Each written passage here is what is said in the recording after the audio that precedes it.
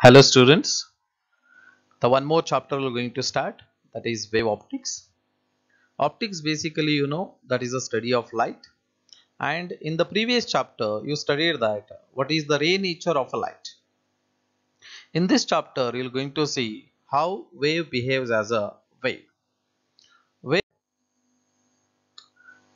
Physical optics, or also known as wave optics, is a branch of a physics which deals with the wave nature of a light, which explains interference, diffraction, polarization, and other phenomena which are not explained by the geometrical optics. Let's know more about the wave optics. Snell's law. Snell in 1637 gave the corpusculus model of a light and he derived a Snell's law. He is a Snell. It explains laws of reflection and refraction of light at an interface. The corpuscular model predicted that if the ray of a light bends towards the normal, then the speed of a light would be greater in the second medium. Later, this statement is disproved. This corpuscular model of a light was further developed by Sir Isaac Newton in his famous book entitled Optics. So, by the Newton, he considered light motion as a rectilinear propagation of a light. Rectilinear means moving in a straight line. Wave theory of a light. In 1678, the Dutch physicist Christian Huygens put forward the wave theory of light. He is a Christian Huygens. It predicted that on refraction, if the wave bends towards the normal, then the speed of light would be less in the second medium. Not in a increasing way, it should be decreasing if it is bending towards the normal.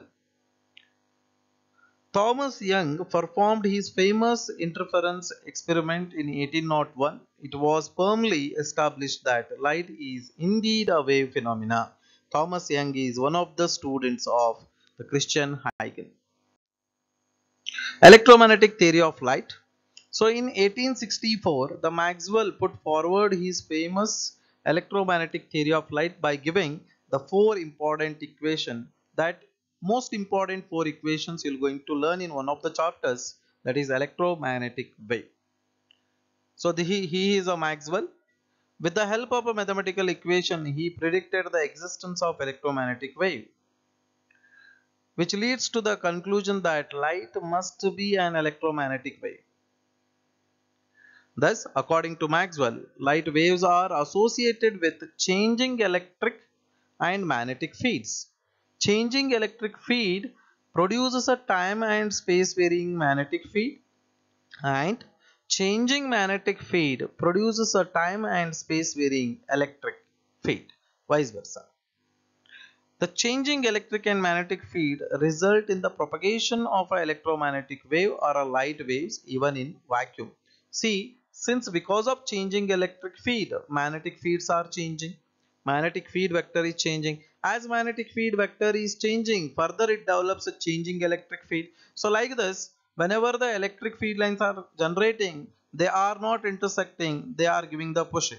That means energy is travel from one location to another location in the form of electromagnetic wave. Wave surface, wave normal, and wave front. Wave surface. Consider a point source S. This is a point source S which emits the light in all direction.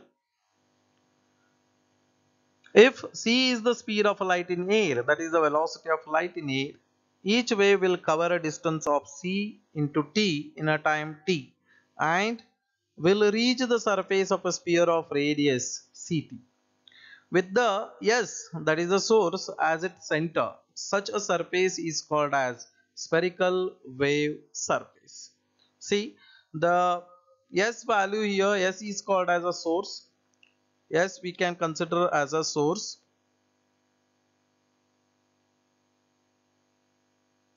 So this is a source here. You can see the source, and these are the light emitting in all directions. and distance traveled by the light with a speed c in a time t is a ct, that is displacement is equal to velocity into time. And if you take the curvature wrapping here, it will become a sphere by considering ct as a the radius.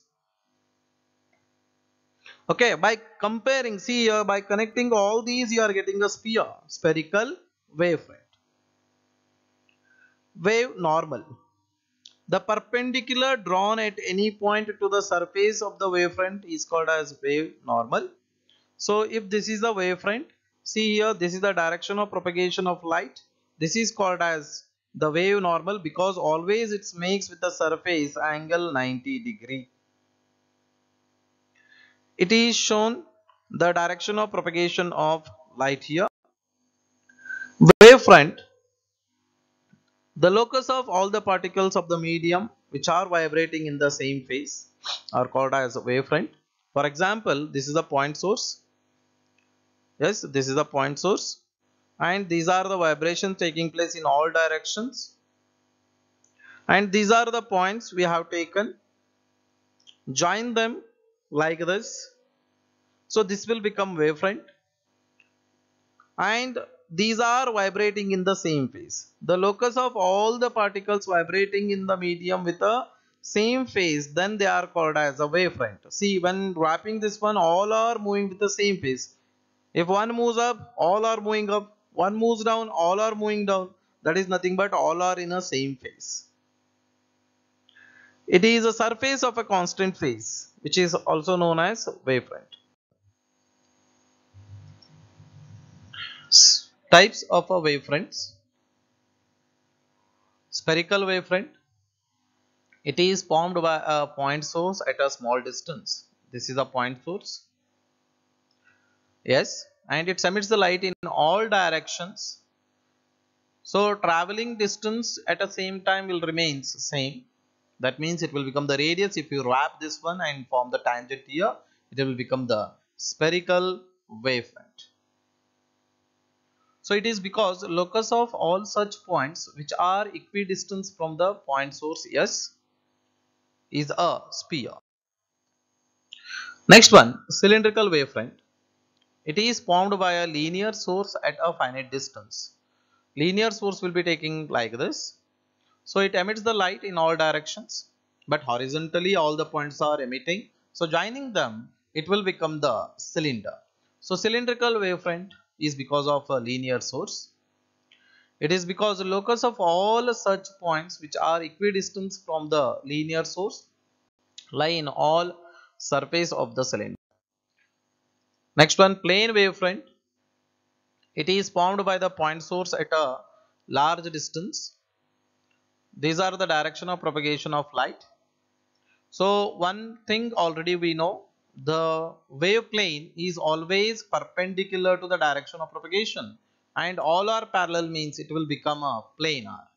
So it is formed by the point source at a large distance or cylindrical source at a large distance. When the point of view is lesser in dimension, then we can get the planar wavefront. So source may be considered as at infinity. So a small portion of the spherical wavefront or cylindrical wavefront at a large distance from the source appear to be a plane. A parallel ray indicates the plane wavefront, WF, that is wavefront. So parallel rays are indicating the plane wavefront. They are planes. Okay, don't get confused here. They are not lines, they are planes, but they are perpendicular to the direction of ray. Diverging and the rays indicate the diverging spherical wavefront. Diverging spherical wavefront, they are moving from one single point, and wavefront for this one will become the spherical like this, the spherical wavefront. Converging rays indicate the converging spherical wavefront. If all the rays are meeting at this particular point, and when you are going to draw tangent here which are forming the perpendicular angle with the direction of propagation of light, so they are nothing but a wavefronts. spherical wavefront, but the converging spherical wavefronts are forming. Spherical wavefront, see the point source with that one. So these points are on the equidistance.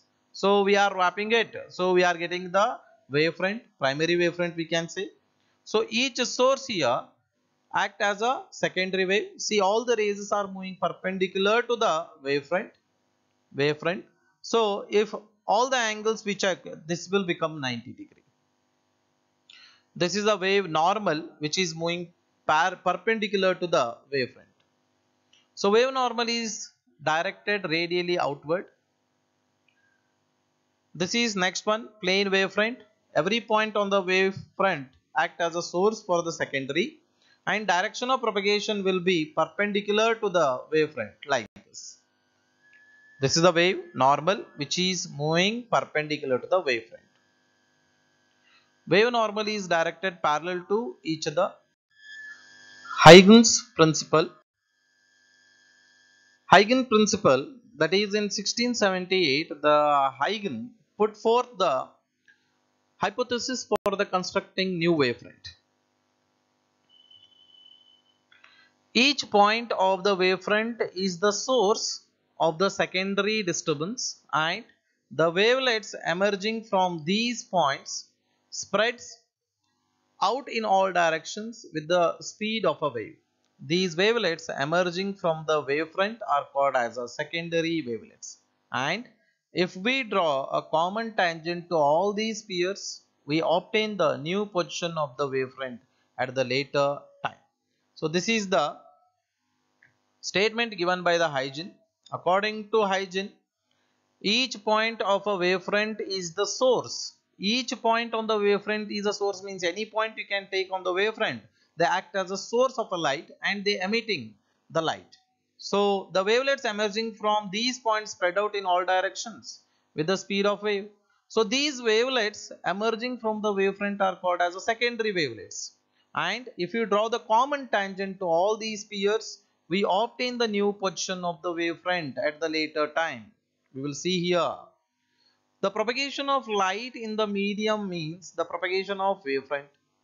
A ray of light is perpendicular to the wavefront, except for the case of crystals. It is not applicable in the cases of crystals.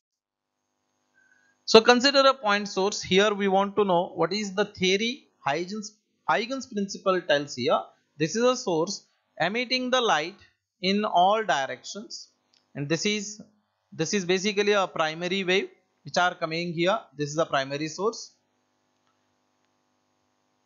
At the finite distance, it gives a spherical wavefront like this.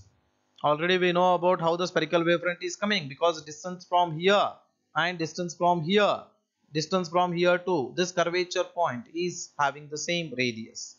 That means distance traveled is same. So here we are getting the wavefront where all the particles are vibrating in the same phase.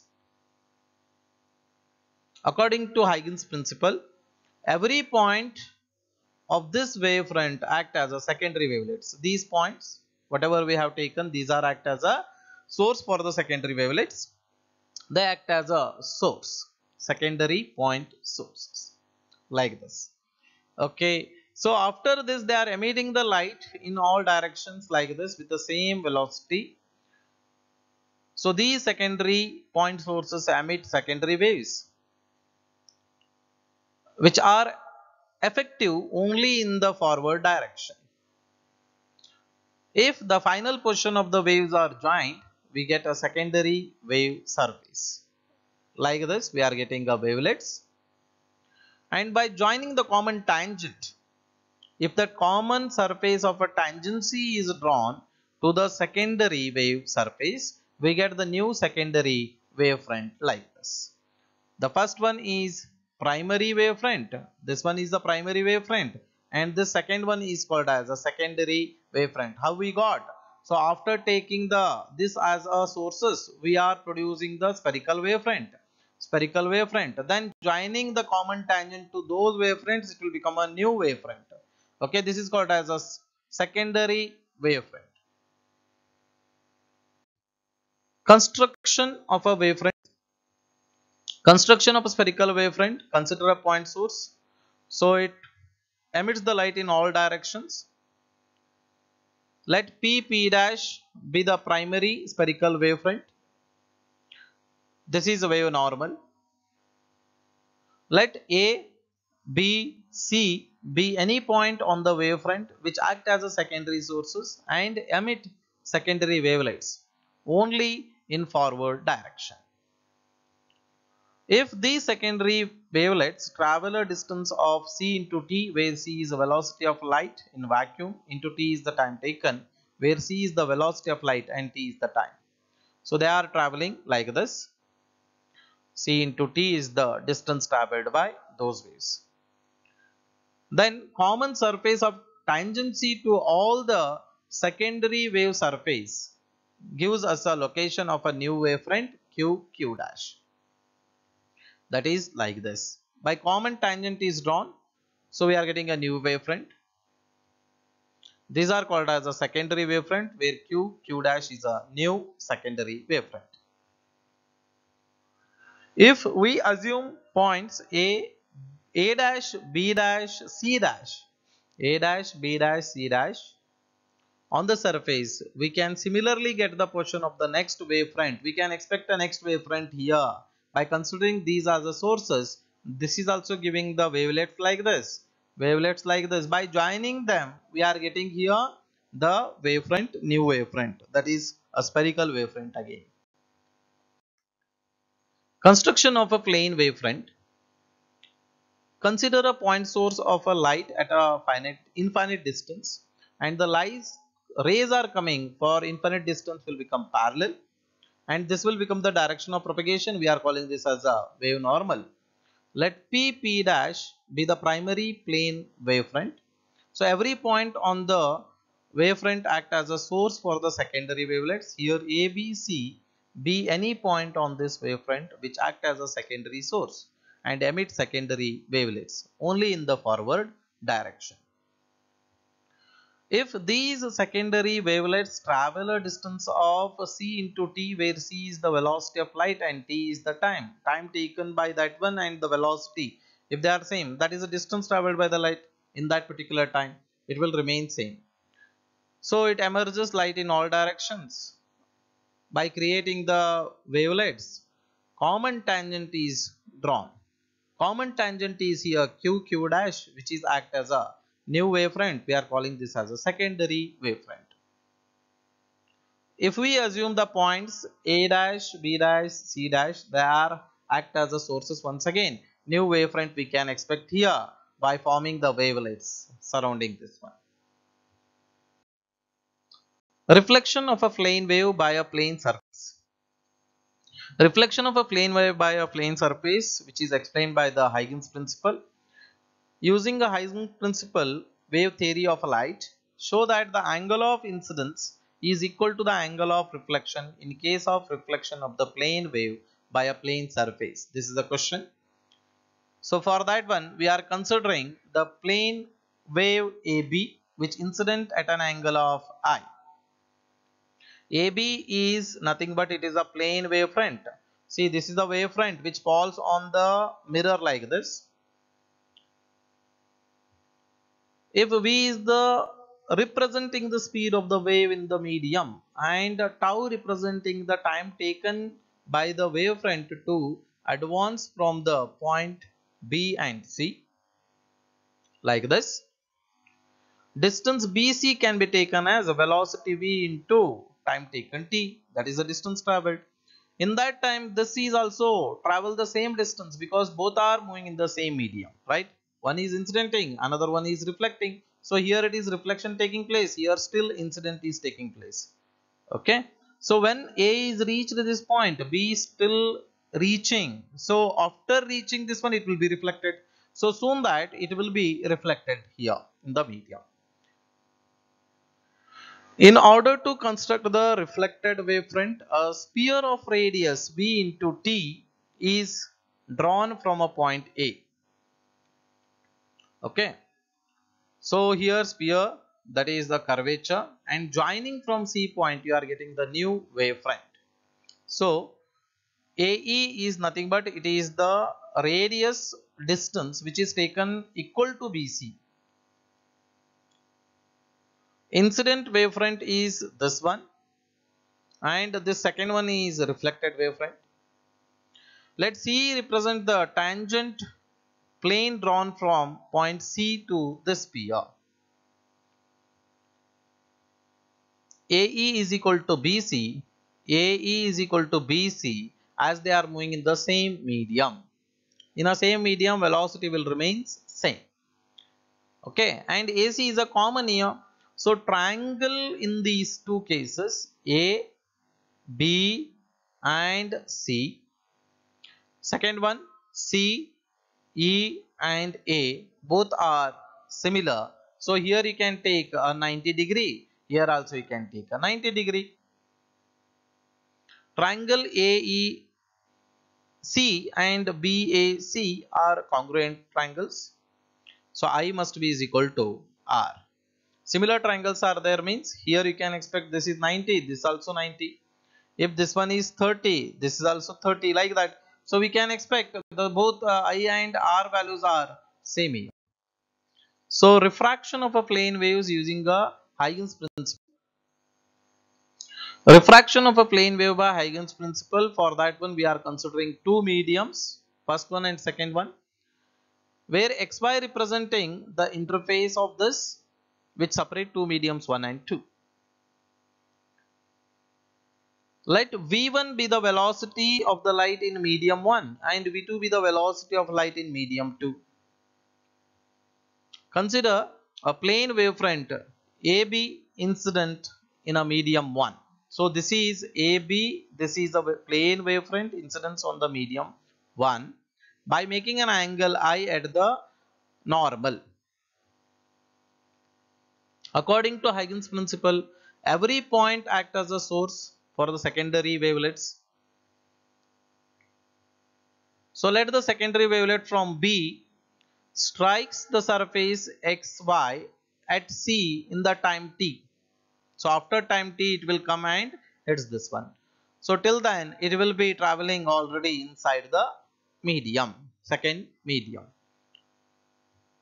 Okay, v1t can be taken as a distance traveled by the light ray that is moving from B to C, and it will be refracted by the second medium by angle R.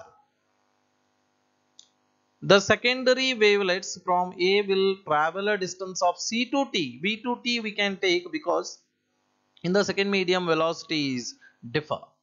So V to T in a medium 2 in the same time it will travel. So by taking a common tangent, a center and V2 as a radius, A as a center and V2T as a radius, draw an arc in a medium like this in a 2. The tangent from C touches the arc at D will become the new wavefront. So that is also planar wavefront. CD is the tangential surface touching all the spheres of a refracted secondary wavelets. Hence, CD is the refracted wavefront. Refracted wavefront is this one. You can see here, CD is the refracted wavefront. Let R be the angle of refraction, which is here.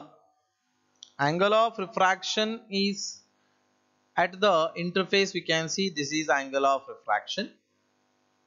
And by the geometry, this is also R. See, this is 90 degree and this makes a 90 degree. So by the geometry, this is also R, this is also R.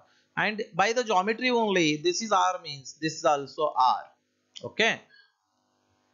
So from the figure, angle BAC is angle of incidence, and from the figure here DAC, this C is angle R, that is DCA also we can take. So BC is the displacement which can be written as velocity into time V1 into T, and AD is the distance or displacement which can be taken as V2 into T. From the triangle BAC, I is the angle of incidence, means we can find out the sin I. Sin I is equal to opposite side BC divided by hypotenuse AC. Similarly, from the triangle DCA, sin R can be written as AD divided by AC. Therefore, sin I by sin R is equal to, by taking the ratio of these, by rearranging, we are getting BC into AC divided by AC into AD. That gives rise to BC by AD. And BC we know that is V1 into T, and AD is V2 into T. T get cancelled. Then V1 by V2. We are getting here V1 is a constant in a first medium and V2 is also constant in a second medium. So V1 by V2 is again a constant. We know that velocity is nothing but it is related with C and refractive index N ratio. So refractive index N can be written as velocity of a light in vacuum to the velocity in a given medium. By that one we have taken this equation. So by this V1 by V2 is proved that C is a constant. It will become N2 by N1. So V1 by V2 can be written as N2 by N1. So this is Snell's law. So Huygens principle proved Snell's law too. So this Snell's law of a refraction can also be written as N1 sin I is equal to N2 sin R. Now we will see refraction at a rarer medium. See, the light wavefront are coming from denser medium and moving to the rarer medium. Okay. So consider a refraction of a plane wave at a rarer medium, that is V2 is more than V1. The angle of refraction will now be greater than the angle of incidence because it is a refraction case. In the refraction case, R is more than I. However, still we know that Snell's law N1 sin I is equal to N2 sin R. Let IC be the critical angle. IC can be written as N2 by N1. I is equal to IC, then sin R value will become 1 because R value is 90 degree. So for I is more than IC, there cannot be any refracted wave as the wave will undergo what is known as a total internal reflection. If the critical angle is incidencing, it raises. If more than critical angle, it will be reflected back. But less than critical angle means it will coming out. For that condition only we can apply this. So refraction of a plane wave front by a prism, convex lenses and concave mirror. So first we will take refraction of a plane wave by a thin prism. Consider a plane wave passing through a thin prism. This is a thin prism. These are the planar wavefront. ABC is a prism. KB is nothing but planar wavefront. After refraction, they are moving as a planar wavefront. See here, the portion which touches the A, it travel a lesser distance. The portion which touches with the B to C, they travel a more distance. Okay. The lower portion of the incoming wavefront travel through the greatest thickness of the glass BC will get delayed, resulting in a tilt in the emerging wavefront of LC as shown in the figure is coming out. That means what? If the planar wavefront incidence, planar wavefront only refracted in the cases of prism. The points L and C vibrating in the same phase, therefore LC is the plane wavefront. When a plane wavefront is incidence on the prism, the emergent wavefront is also a plane wavefront. A refraction of a plane wave by a convex lens. Consider a plane wave AB incidence on the thin convex lens XY. This is XY is the convex lens and the wavefront is incidenting where these are the wave normal. So wavefront is AB. The central part of the incident plane, if you see, this thickness is much here in comparison with the ends. That means this ray is delayed inside. The emergent wavefront has a depression at the center like this. So these are called as a converging spherical wavefront, A dash B dash. Therefore, the A dash B dash will become the spherical and converging to the point F, which is known as the focus. When plane wavefront is incidence on the convex lens, the emergent wavefront is converging spherical wavefront. This explains why the parallel beam of a light on a refraction through the convex lens get converged. Why parallel beams are converging? Actually, parallel beams are nothing but a wave normals in which direction the light travels. They are converging at a point F on a focus. Refraction of a plane wave by a concave mirror. Here, this figure shows the AOB is the planar wavefront incidence on the concave mirror X and Y here, where AOB is the planar wavefront, XY is the mirror, concave mirror. According to Huygens principle, each point on the wavefront AOB act as a sources. See, if this one is the point we have taken, this act as a source. This is the point we have taken. Any point you can take. This act as a source. This act as a source. This act as a source means new wavefront is coming. Like this wavefront travels and incidence on this. So after incidencing, so the point which reaches the point P need to travel largest distance before getting reflected compared to others. The wavelets from A and B have to travel smaller distance to the mirror before getting reflected. So now they are converging at a point and these are meeting at a point of focus. A plane wave is incidenting on the concave mirror and on the reflection we have a spherical wave converging to the focal point F.